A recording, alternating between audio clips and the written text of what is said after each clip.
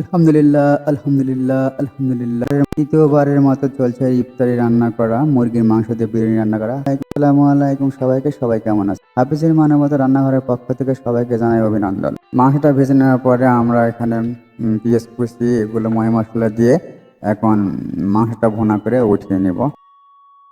সব কিছু দিয়ে দিলাম, ভালোভাবে মিক্সার করে নিলাম এবং মাংসটা আমরা ভুনা করে নিয়ে নিলাম। তো গাইস, এখানে একটা কথা বলে রাখি, আমাদের এখানে মাংসটা ভুনা করার কিছুটা পার্ট বাতিল হয়েছে। এখন আমরা পানি গরম করে রাখতেছি।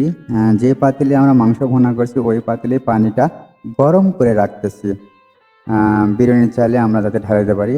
এখন আমরা বিরিয়ানির চালটা ভাজার জন্যে তেল গরম করে নিলাম এবং সেখানে পেঁয়াজ কুচি সব কিছু দেওয়ার পরে আমরা চাল ঢেলে নিলাম। চালটা লাল লাল করে ভেজে নিব। এই যে অবাদির ভাই ভাজতেছে, বাবুর্চি। চালটা ভেজে নেওয়া হয়ে গেছে, পরে আমরা রান্না করলাম। রান্না করার পরে এই যে দমে দিয়ে রাখছি। এই যে এখন আমরা বিতরণ করতেছি। দেখেন কত সুন্দর কালার আসছে। এই যে দেখেন এখানে আমরা বিতরণ করতেছি। প্যাকেটিং হচ্ছে, এখন প্যাকেট করার পরে আমরা বিতরণ করব। এই যে বাবুর্চি নিজেই প্যাকেটিং করতেছে। কি সুন্দর একটা কালার আসছে, দেখছেন?